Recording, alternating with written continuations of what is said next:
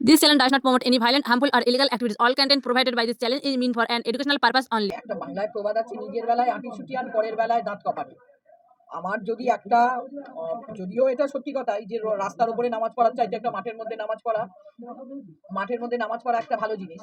কিন্তু তার মানে যোগ ব্যায়ামটা তো আমরা জানি মাটির ওপরে করতে হয়, মাটির বা ঘাসের ওপরে কোনো কিছু পেতে। 3 দিন ধরে সেই রাস্তাকে বন্ধ করে যোগ ব্যায়াম করাবো, পুরো বন্ধ হবে কেন? তাহলে কয়েক ঘন্টার জন্য বন্ধ হতে পারত। যদি ঈদের দিন সকালে কয়েক ঘন্টার জন্য বন্ধ হলে তাতে যদি মানুষের অসুবিধা হয়, আর এই 3 দিন ধরে একটা রাস্তা বন্ধ থাকবে তাতে মানুষের অসুবিধা হবে না? এ কেমন মুখ্যমন্ত্রী? তার কিসের সরকার? তার কিসের বিবেচনা? কিসের যে মানুষের প্রতি তার ভালোবাসা? এটা তো আমি বুঝতে পারছি। একটা বাংলায় প্রবাদ আছে, নিজের বেলায় আঁটিছুটি আর পরের বেলায় দাঁত কপাটি। আমার যদি একটা যদিও এটা সত্যি কথাই যে রাস্তার উপরে নামাজ পড়ার চাইতে একটা মাঠের মধ্যে নামাজ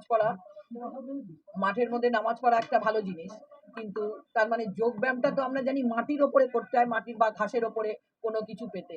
রাস্তার ওপর দিয়ে গাড়ি চলবে, তা সে গাড়ির যে দ্রুত গতিটা যদি আমি বন্ধ করে দিয়ে যোগ ব্যায়াম করাই 3 দিন ধরে, তা এরকম। আর সবথেকে ওটা হচ্ছে একটা ব্যস্ততম রাস্তা, রেড রোড।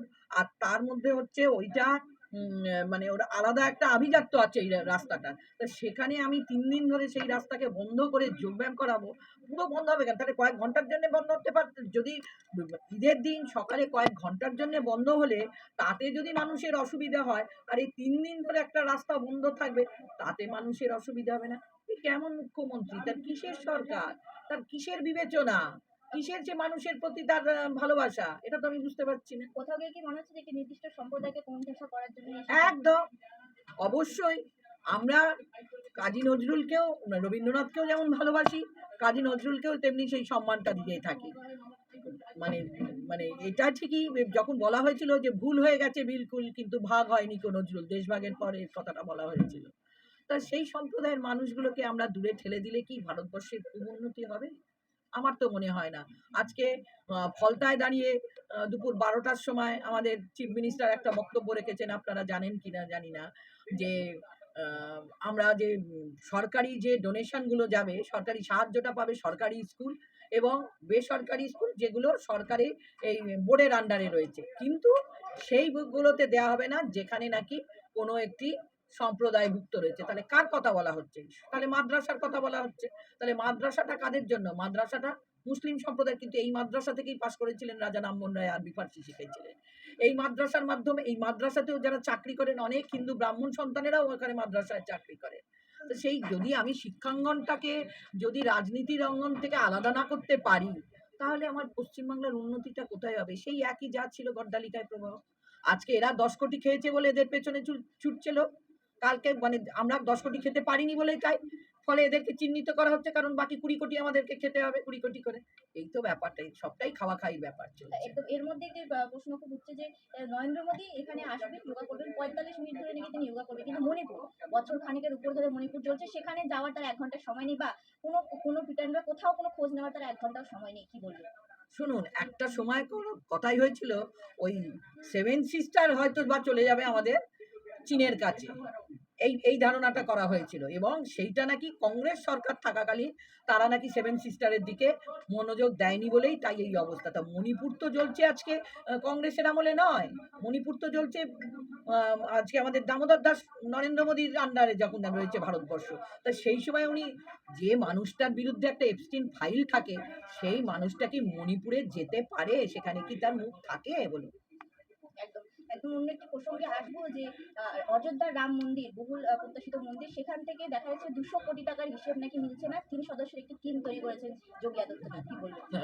এইবারে বলুন, মানে হাসি লাগছে এখানে। এইখানে এক হলো সারদা, নারদা, এত ঘোটালা, এত কোটি, কোটি টাকা, কার বাড়িতে ৫০ কেজি সোনা, কার বাড়িতে কয়েক লক্ষ কোটি টাকা, কার বাড়িতে আবার ভীষণ মানে একটা আ পুরো ফ্ল্যাট ভর্তি টাকা।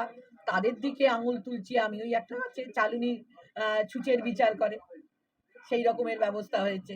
যোগী আদিত্য এখানে যখন অভয়াকাণ্ড নিয়ে আমরা যখন লড়ছি, সেই নিয়ে নরেন্দ্র মোদী বড়, বড় বক্তব্য রাখছেন। বিজেপির লোকেরা বড়, বড় বক্তব্য রাখছেন। কিন্তু ওখানে যখন হাতরাস, তারপরে নির্ভয়া কাণ্ড ঘটে যায়, সেগুলো নিয়ে চুপ। সেই কিন্তু সেই কংগ্রেসের একম অদ্বিতীয়ম আমাদের রাহুল গান্ধী, তাদেরকে সাহায্যের জন্য ছুটে, এবং নিঃশব্দে, সেটা অনেক পরে জানা যায় যে নির্ভয়ার ভাইকে সে তাকে ক্যাপ্টেন বানিয়েছে, মানে একদম অন্তরালে থেকে তিনি সাহায্যটা করেন। মানে ঢঙ্কা নিনাদ ছাড়া বিজেপির আর কিছু নেই। আজকে যে দেখছেন আমাদের তৃণমূলের অবস্থা হয়েছে, কারণ কি, তৃণমূল কংগ্রেসের সঙ্গে বিশ্বাসঘাতকতা করে তৈরি করেছিল, সেই তাদের সঙ্গে বিশ্বাসঘাতকতা করে কিন্তু বসেছে আজকে বিজেপি মসনদে আমাদের এখানে। কারণ বিজেপির যে প্রধান মুখরা, তারা কিন্তু এই তৃণমূল থেকেই আগত। তারা অবশ্য একসময় কংগ্রেসই ছিল, কংগ্রেসকে সঙ্গে বিট্রে করে তৃণমূলে গিয়েছিল, তৃণমূলের সঙ্গে বিট্রে করে বিজেপিতে।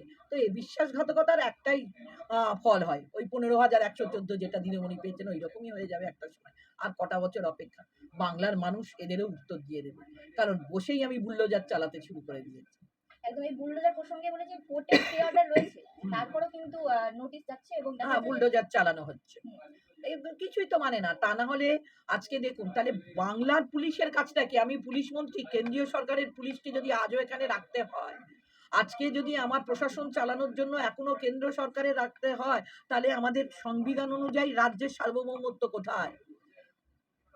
অঙ্গরাজ্যগুলোর তাহলে ক্ষমতাটা কোথায়? কিছুই নেই।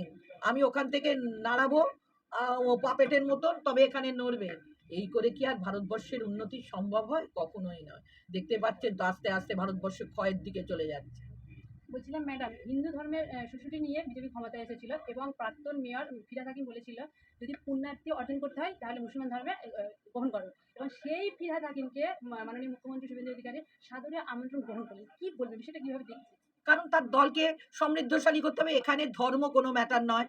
পয়সার মাধ্যম দিয়ে তাদের নৈতিকতার কোনো ব্যাপার নেই। শুধু পয়সার মাধ্যম দিয়ে নিজেরা নিজেদের আখের গোছাতে পারে, যতটা পারা যায় তারই ব্যবস্থা করে। নাহলে এই ববি হাকিমই একদিন বলেছিল, যখন করোনার সময় তাকে যখন ধরা হয়েছিল, পুলিশ ধরে নিয়ে গিয়েছিল, তখন কি বলেছিল ইডিরা, যে এরা আমাকে কলকাতার মানুষকে বাঁচাতে দিল না। এই ঘটনাটা বোধহয় আপনাদের সকলেরই মনে থাকবে।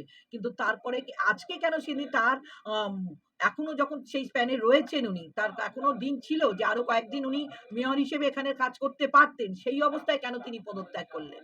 কারণ তিনি যে বদমাইশিগুলো করেছেন, তিনি যে কারচুপিগুলো করেছেন, সেই কারচুপিগুলো ঢাকতে গেলে আমাকে তো চাড্ডির দলে নাম লেখাতেই হবে, চাড্ডিটা পড়তেই হবে।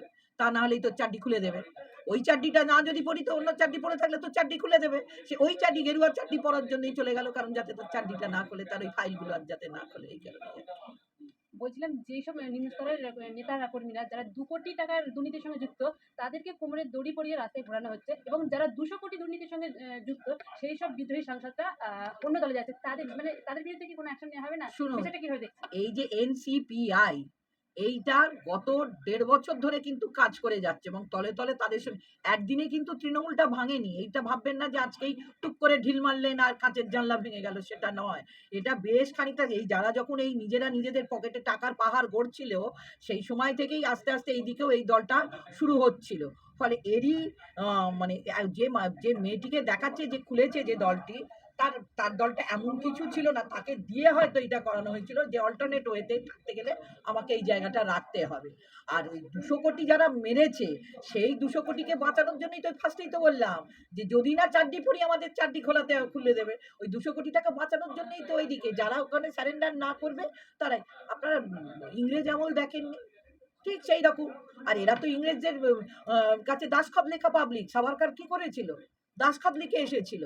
তো সেই দাসখত লেখা পাবলিক তারা তো কি করবে? যে মানুষ মুসলিম লীগের সঙ্গে হাত মিলিয়েছিল, তার দলই তো বিজেপি। শ্যামাপ্রসাদ মুখার্জি কাজের সঙ্গে হাত মিলিয়েছিলেন। মুসলিম, এদের নৈতিকতা কোথায়? আজকে তেলের দাম হু করে বাড়ছে। আজকে আপনি দেখুন অমিত শাহ কে? তার বিরুদ্ধে যে গুজরাটে যে জজ ইয়ে করেছিল, অর্ডার দিয়েছিল, বা যে জজ যে উকিল ছিল তার বিরুদ্ধে, তাদের হদিশই মিলল না। তো তরিপার স্বরাষ্ট্রমন্ত্রী, তো সে বাংলার ভালো করবে না সে ভারতবর্ষের ভালো করবে? তার অনুযায়ী তো চলছে। এখন সমস্যাটা হচ্ছে ওদের মধ্যে যোগী আদিত্যনাথ ভার্সেস অমিত শাহ, যে মোদির পর কে বসবে। এটা দেখে নিন, আজকে আমি বলছি, এটা আপনারা 2 বছর পরেই 27 বুঝতে পারবেন ওখানে কে বসবে। আর আদবানিজির বয়স হয়, মোদিজির বয়স হয় না। উনি বিশ্বগুরু, তো ওই জন্য আর কি।